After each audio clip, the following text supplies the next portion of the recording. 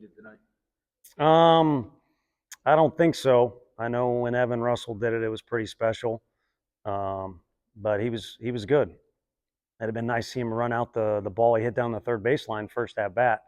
I think he was trying to sell that it went off his foot, or I hope. I didn't ask him, and I'm glad I didn't ask him because he didn't need to come out of the game. Um, Probably the rain there at the end cost him a foot. That would have been made it fun, but as he gets older, he'll like that he did what he did tonight. But I think he'll appreciate the win more. It was a pretty good win. I think we were fortunate enough to play well.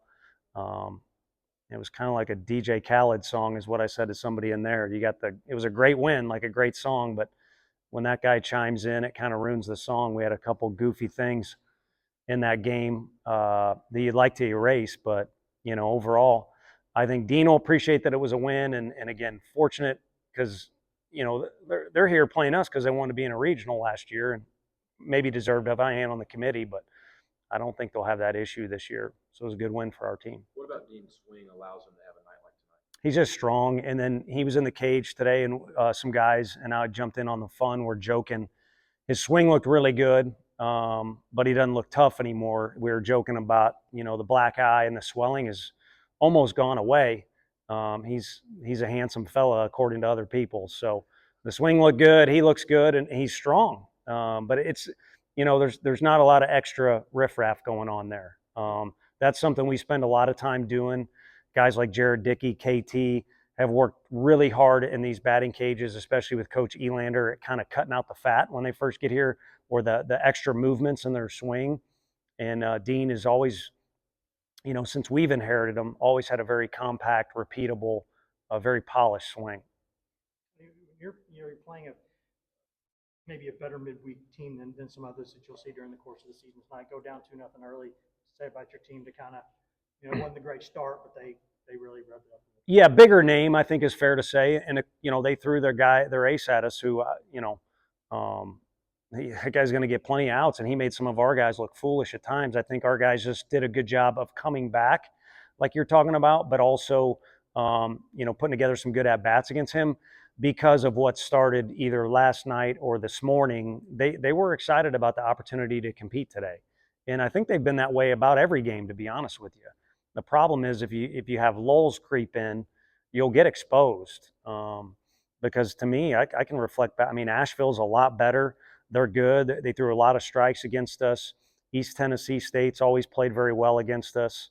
If you have those lulls, you'll get exposed. But our group is talented enough. If they come with the approach they had at the park today, where like there's this stuff we've been dying for, this extra leadership, extra communication, guys coming to me forward with things, just communicating. And so we let them kind of run with it a little bit.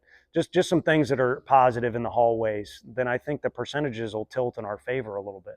What do you think you've gotten the extra communication with this group? I think some hard lessons learned, maybe in the past.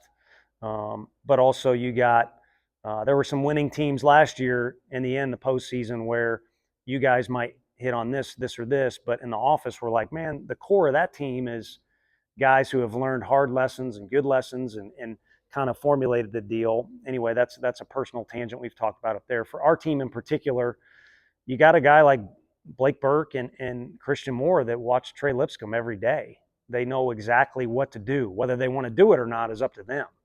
And so if they take responsibility, and there's others too, Cal, Chuck, if they take ownership for what they need to do and handle their business, then they can move on to the next best thing, is make sure the other guys are doing that too.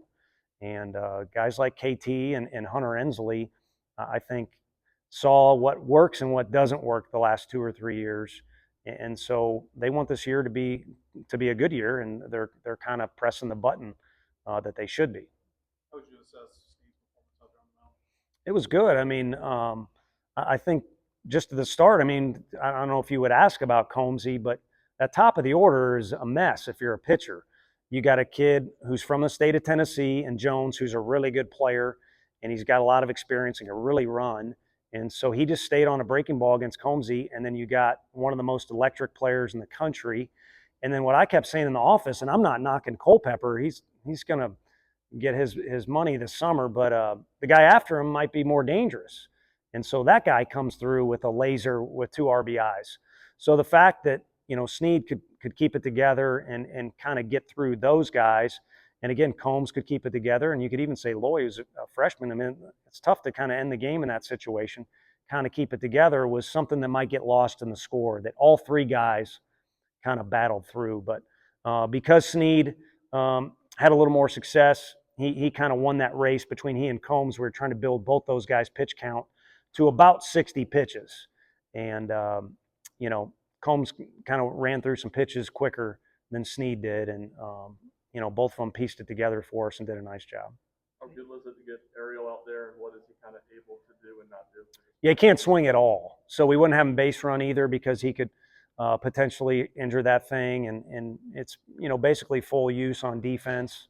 And I just don't want to put him in a position where he's asked to play defense with the game on the line because he's such a good defender. We may use him in that situation, and it's his first go around. Now, he's not a kid who gets nervous, but also a little bit of it was, even though the kid's a goofball, he probably loves being out there as much as anybody, and the guys love him. So we kind of saw it as a reward. Trust me, we're trying to win the game, and he's a good shortstop, but kind of a cool thing for the team that they came together again, came to the park with a great approach today, and because they played that well, I think it was one thing that helped him get in the game. But he's also going to be in the game defensively with the money on the line, so to speak. You talked about things that maybe get lost in the shuffle. What about Inslee hitting the ball hard a couple times today, kind of getting some things going and kind of starting to bring those numbers up a little bit? And a 2-strike hit by pitch. I was standing there because I was just trying to get on base, but I don't know that many guys don't move their feet with just the way that the kid throws, with Owen throwing the ball the way that he does. But Inslee stayed in there and got the thing going early, too, with the hit by pitch. So, he's really what we want in center field. Great communicator, not afraid of the wall, can do all things well out there. And then at the plate, we talked last time we were in here just about fighting. And he kind of fought his way on and, kind of tomahawked the one pitch for the ball to right center. So it was good for him to get that whole rally going there. What was your reaction to Billy and Christian's homers? They were pretty good off the bat. Yeah, Billy's was crazy. Just that he stayed to the ball, whereas that's normally one the average hitter pulls off. But just extra staying to the ball means you kind of usually lace it like he did towards the first baseman. To hit it that high and that far is a tribute, to how strong he is and how much bat speed he has. And he's a big guy. That was the first thing when I met Todd Helton, he's just a big dude. And Jermaine Dye was at the park today. Some of our guys had to get educated on who he is. They definitely need to know who he is. That's a big guy. And Billy's just a big person, and he's really made himself into a strong guy. And Simo's kind of always been that. But, the home runs are great. To me, I love Blake Burke's at bat more than anything. The fact he's now kind of copying Kavares Tears and, going from one foul pole to the other is pretty dangerous. And I know he went home. That second at bat was probably his favorite and my favorite. Thank you to the fans that stuck it out in the rain. I thought we'd have a huge crowd tonight, but weather wasn't good. And we got one guy in there that's chirping at one of our players, which is rare. That's not rare in the SEC, but it's rare here. And I heard it, and Blake heard it too. And that guy probably helped Blake in his next at bat. Not that we wanted him to, but he took that motivation into that second AB and drove that thing into left field for good reason. I've never seen that guy before, so I don't think he's a loyal fan. Not worried about that. I saw him over there sipping on his beer, and I can't do it now in Knoxville anymore, but I've been to a bar or two, and that ain't a guy I'd hang out with and have a beverage with.